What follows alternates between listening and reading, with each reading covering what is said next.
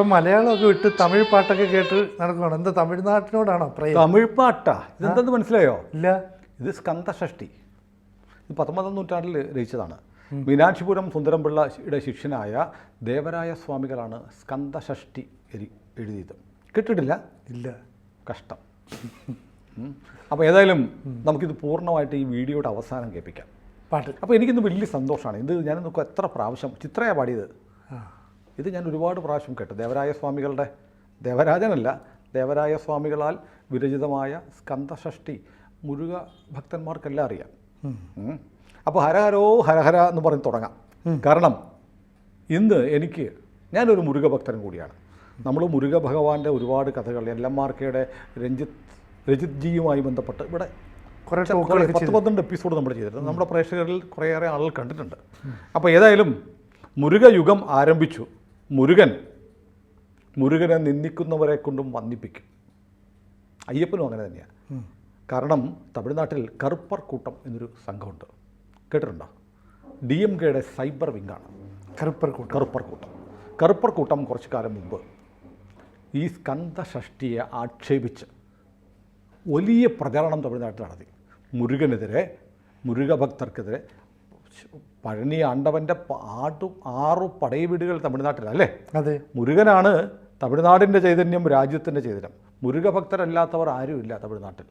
പഴനി മലയുടെ ചൈതന്യമാണ് തമിഴ്നാടിനെ മുന്നോട്ട് കൊണ്ടുപോകുന്നത്. അതിനെ ആകെ നിന്ദിച്ച് ഈ പറയുന്ന സ്റ്റാലിൻ്റെയും ഹിന്ദു ധർമ്മത്തെ, സനാതന ധർമ്മത്തെ ഉന്മൂലനം ചെയ്യണമെന്ന് പറയുന്ന ഉദയനിധി സ്റ്റാലിൻ്റെയും പാർട്ടിയുടെ സൈബർ സേന, നമ്മുടെ പോരാളി ഷാജി ടീമിനെ പോലെയുള്ള തമിഴ്നാട്ടിലെ സംഘമാണ് കറുപ്പർ കൂട്ടം.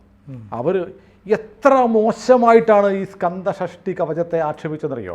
നമ്മൾ ഈ ശബരിമല സീസൺ കാലത്ത്, സമരകാലത്ത്, യുവതീ പ്രവേശനം നടന്ന കാലത്ത് അയ്യപ്പനെ കുറേ അപമാനിക്കുന്നുണ്ട്. അയ്യപ്പ ഞങ്ങളുടെ കാലിനിടയിലേക്ക് നോക്കണ്ട. ക്ഷമിക്കണം കേട്ടോ പ്രേക്ഷകരെ. ഇവിടെ ഇത് കേരളത്തിൽ മുഴുവൻ വ്യാപകമായി നടത്തിയൊരു കാമ്പയിനാണ് ഇടതുപക്ഷക്കാർ.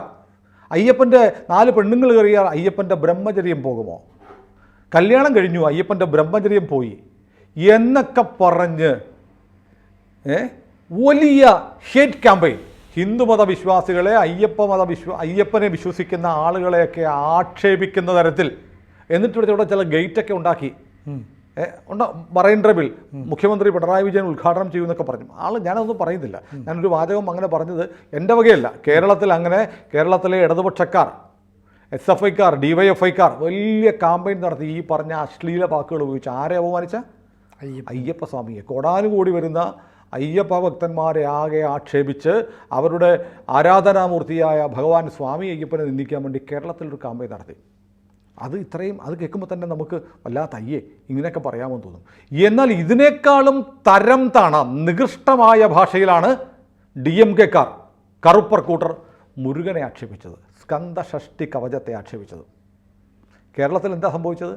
ഇങ്ങനെ പെണ്ണുങ്ങളെ ചാക്കിക്കെട്ടി പാതിരാത്രിക്ക് ശബരിമലയിൽ കയറ്റിയ പിണറായി വിജയൻ, അദ്ദേഹത്തിന് വ്യക്തിപരമായി ഉണ്ടായ ദോഷങ്ങളൊക്കെ പോട്ടെ, അദ്ദേഹത്തിൻ്റെ ആരോഗ്യം സ്വാഭാവികമായും പ്രായം ചെല്ലുമ്പോൾ ആരോഗ്യത്തിനൊക്കെ പ്രശ്നം വരും. അതുകൊണ്ട് ഞാൻ അതിലേക്ക് കിടക്കുന്നില്ല. ചിലരൊക്കെ പറയുന്നു അയ്യപ്പൻ്റെ ശാപമാണ് അദ്ദേഹത്തിന് വയ്യാഴിക വന്നതൊക്കെ പറയുന്നു. അങ്ങനെയൊന്നും നമ്മൾ പറയാൻ പാടില്ല. അയ്യപ്പൻ എല്ലാവരെയും അനുഗ്രഹിക്കുന്നവരാണ്, അയ്യപ്പൻ. അപ്പോൾ ഏതായാലും വലിയ തിരിച്ചടി CPMനുണ്ടായി. ഇപ്പോൾ പാർലമെൻറ്റിൽ തോറ്റതുപോലെ അന്നും തോറ്റു. അത് കഴിഞ്ഞ് CPM പ്രവർത്തകർ എന്ത് ചെയ്തു? കേരളത്തിലെ മുഴുവൻ വീടുകളും കയറി, ഹിന്ദു വീടുകളിലും കയറി സമസ്താപരാധം പറഞ്ഞ് മാപ്പിരന്ന് പിന്മാറി. എന്നിട്ട് ഇപ്പോഴോ ശബരിമലയിൽ യുവതികൾക്ക് കയറാമെന്നുള്ള സുപ്രീം കോടതി വിധി ഇപ്പോഴും അതുവഴി നിൽക്കുന്നുണ്ട്. എന്നിട്ട് യുവതികളെ കയറ്റുന്നില്ലല്ലോ. റെഡി ടു വെയിറ്റ് എന്ന് പറയുന്ന ഒരു ബദൽ സമരം ഇവിടെയാണ്. ബദൽ സമരമല്ല, സർക്കാർ നീക്കത്തിനെതിരെ ഒരു ബദൽ മൂവ്മെൻറ്റ് ഇവിടെ ഉണ്ടായി. 100 കണക്കിന് അല്ല 1000 സഹോദരിമാർ, അയ്യപ്പ വിശ്വാസികളായ ഹിന്ദു സ്ത്രീകൾ, ഞങ്ങൾക്കിപ്പോൾ ശബരിമലയിൽ കയറണ്ട, ഞങ്ങളെ അങ്ങനെ കയറ്റണ്ട എന്ന് പറഞ്ഞ് സമരം ചെയ്തു. We are ready to wait എന്ന് പറഞ്ഞ് സമരം നടത്തി. കേരളത്തിൽ നവോത്ഥാനം എന്ന് പറഞ്ഞ് നവോത്ഥാന നായകനായി മരണാനന്തരം എല്ലാ കവലകളിലും പ്രതിമ ഉണ്ടാവണമെന്ന് ഒരാൾ ആഗ്രഹിക്കുന്നത് തെറ്റൊന്നുമല്ല. എൻ്റെ കാലശേഷം എല്ലാ ജംഗ്ഷനുകളിലും എൻ്റെ പ്രതിമ വേണമെന്ന് എനിക്കും ആഗ്രഹിക്കാം, ഞാനൊരു മഹാനാണെങ്കിൽ. അങ്ങനെ ചില ആളുകളൊക്കെ ആഗ്രഹിച്ചതിൻ്റെ ഫലമായിരുന്നു ഈ വൃത്തികേട്, ആഭാസകരമായ പ്രവർത്തനം. ലക്ഷക്കണക്കിന് അയ്യപ്പ വിശ്വാസികളുടെ കണ്ണിൽ നിന്ന് കണ്ണുനീരല്ല ചോരയാണെന്നൊഴുകിയത്. അത് കേരളത്തിലെ CPM പഠിച്ചു, തമിഴ്നാട്ടിലെ DMK പഠിച്ചിരിക്കുക. ഇന്ന് തമിഴ്നാട്ടിലെ പഴനി ആണ്ടവൻ ആർട്സ് ആൻഡ് സയൻസ് കോളേജിൽ ഒരു പടുകൂറ്റൻ വേദി ഒരുങ്ങിയിട്ടുണ്ട്. അന്താരാഷ്ട്ര മുത്തമിഴ് മുരുക ഭക്ത സമ്മേളനം നടക്കുകയാണ്. ആരാ സംഘടിപ്പിക്കുന്നത്? തമിഴ്നാട് സർക്കാർ, DMK സർക്കാർ, സ്റ്റാലിൻ്റെ സർക്കാർ. മനസ്സിലായോ? അവിടെ എന്ത് നടക്കുന്നു അറിയാം? അവിടെ വലിയ സമ്മേളനങ്ങൾ, ലോകത്തിൻ്റെ പല ഭാഗത്തു നിന്ന് മുരുക ഭക്തന്മാർ വരുന്നു, അവരെല്ലാം ഒന്നിച്ചു കൂടുന്നു, മുരുകനെ കുറിച്ച് ചർച്ച ചെയ്യുന്നു. 6 പടയ വീടുകൾ, മുരുകൻ്റെ സംഭാവന, ജ്ഞാന വേലനായിരിക്കുന്ന മുരുകനെക്കുറിച്ച് ഒക്കെ വലിയ ചർച്ചകൾ, സെമിനാറൊക്കെ നടക്കുക. എന്നിട്ടും കീർത്തനങ്ങൾ ആലോചിക്കും. ഇന്നും നാളെയായിട്ട് സമ്മേളനമാണ്. കീർത്തനങ്ങളൊക്കെ ആലോചിക്കുന്നു. 30,000 ആളുകൾക്ക് സദ്യ കൊടുക്കുന്നുണ്ട്. ഏതാണ്ട് 80 രാജ്യങ്ങളിൽ നിന്ന് ആളുകൾ വരുന്നുണ്ട്. 2 വേദികളിലായിട്ടാണ് നടക്കുന്നത്. ആഗോളതലത്തിൽ ആഗോള മുരുക അന്താരാഷ്ട്ര മുത്തമിഴും മുരുക ഭക്ത സമ്മേളനം. അപ്പോൾ തമിഴ് ഭാഷയെ മുരുകനിൽ നിന്ന് വേർപെടുത്താൻ കഴിയില്ല. തമിഴ് ജനതയെ മുരുകനിൽ നിന്ന് വേർപെടുത്താൻ കഴിയില്ല. മുരുകൻ ആരുടെ ദൈവമാണ്? ഹിന്ദുവിൻ്റെ ദൈവമാണ് അല്ലേ? ഹിന്ദു മതത്തെ, സനാതനധർമ്മത്തെ ഉന്മൂലനം ചെയ്യണം എന്നു പറഞ്ഞ ഒരു വൃത്തികെട്ട മനുഷ്യൻ്റെ അപ്പൻ മുഖ്യമന്ത്രിയായിരിക്കുന്ന സംസ്ഥാനം, ആ സർക്കാർ, അയാളുടെ കാർമ്മികത്തിൽ ഇന്ന് ലോക മുരുക സമ്മേളനം തമിഴ്നാട്ടിൽ നടക്കുക. കേരളത്തിൽ ചെയ്ത പോലെ ഈ അയ്യപ്പനെ ആക്ഷേപിച്ചവനെ കൊണ്ട് കറുപ്പുടുപ്പിച്ച് മാലകിട്ട് പള്ളിവേട്ട തുള്ളിച്ച് ശബരിമലയിൽ കയറ്റി എന്ന് പറയുന്ന പോലെ ഹരഹരോ പറഞ്ഞ് മുരുകനെ കാവടി എടുത്ത് ഇപ്പോൾ തമിഴ്നാട്ടിൽ ആടുകയാണ്. ആര്? DMKക്കാർ. മനസ്സിലായോ? ആദ്യമൊക്കെ ഇത് ശ്രീരാമൻ BJPയുടെ ആണെങ്കിൽ ഞങ്ങളുടെ മുരുകൻ എന്ന് പറയും. അപ്പോഴും ഇവർ ഈ മറ്റേ പുള്ളിക്കാരനുണ്ടല്ലോ, ഒരു താടിക്കാരൻ, എന്താണ്, പെരിയോർ EV രാമസ്വാമി നായ്ക്കർ എന്നൊരു മനുഷ്യനുണ്ടല്ലോ, എവിടെ ബ്രാഹ്മണനെ കണ്ടാലും അപ്പം കുത്തിക്കൊല്ലണമെന്ന് പറഞ്ഞ ആൾ, അമ്പലങ്ങൾ തകർക്കണമെന്ന് പറഞ്ഞ ആൾ, അയാൾ പറഞ്ഞ ഒരു കാര്യമുണ്ട്. അങ്ങനെ ആരാധിക്കുന്ന ആളൊക്കെ ഉണ്ട്. എനിക്കൊരു ആരാധനയില്ല. അദ്ദേഹം പറഞ്ഞത് നമ്മൾ ഒരുപാട് പേരുണ്ട്, ബ്രാഹ്മണർ കുറച്ചേ ഉള്ളൂ, നമ്മൾ എവിടെ ബ്രാഹ്മണരെ കണ്ടാലും കുത്തിക്കൊല്ലണം. അപ്പോൾ നമ്മൾ കുറേ പേര് ചാവുമായിരിക്കും. ബ്രാഹ്മണരെ മാത്രമല്ല, ഹിന്ദുവിനെയും ഹിന്ദുമത വിശ്വാസികളെയും കുത്തിക്കൊന്നുകളയണം. അപ്പോൾ നമ്മൾ എണ്ണത്തിൽ കൂടുതലുണ്ട്, നമ്മൾ കുറച്ച് പേര് വന്നാലും അവർ മൊത്തം തിരും, നമ്മൾ ബാക്കി ഉണ്ടാവും എന്ന് പറഞ്ഞ ആളാണ്. ക്ഷേത്രങ്ങൾ നശിപ്പിക്കണം എന്നൊക്കെ പറഞ്ഞ ആളാണ്. അദ്ദേഹത്തിൻ്റെ പാത രേണുക്കൾ പിന്തുടർന്നാണ് ഈ ദ്രാവിഡ പ്രസ്ഥാനം ഉണ്ടായെന്ന് പറയുന്നത്. അദ്ദേഹത്തിൻ്റെ സ്വകാര്യ ജീവിതമൊക്കെ പറഞ്ഞാൽ വലിയ കേമമാണ് കേട്ടോ, ഞാൻ പറയുന്നില്ല. സ്വകാര്യ ജീവിതമൊക്കെ ഒന്ന് വായിച്ചറിയാം. നമ്മൾ ഈ അനുവദനീയമല്ലാത്ത ബന്ധങ്ങളുണ്ടല്ലോ, കല്യാണം കഴിക്കാനും ഭാര്യയാക്കി വെക്കാനും അല്ലെങ്കിൽ കീപ്പാക്കി വെക്കാനും പറ്റാത്ത ബന്ധങ്ങളുണ്ടല്ലോ, ഇതൊക്കെ അദ്ദേഹത്തിന് എങ്ങനെയായിരുന്നു എന്ന് ചരിത്രം അറിയാവുന്നവർക്കറിയാം. ഒന്ന് റെഫർ ചെയ്തറിയാം, ഗൂഗിൾ ചെയ്തറിയാം.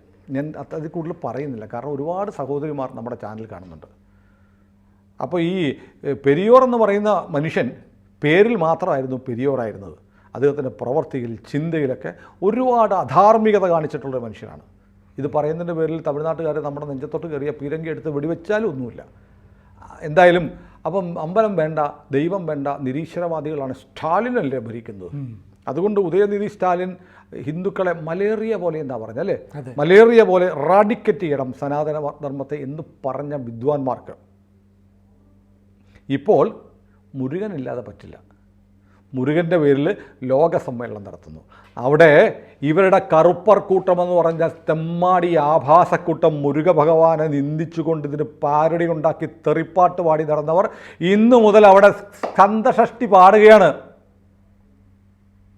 അപ്പോൾ എതിർത്തവരെല്ലാം സപ്പോർട്ട് ചെയ്തുകൊണ്ട് വരുന്നു. അതാണ് മുരുകൻ, അതാണ് ഹിന്ദുവിൻ്റെ ദൈവം.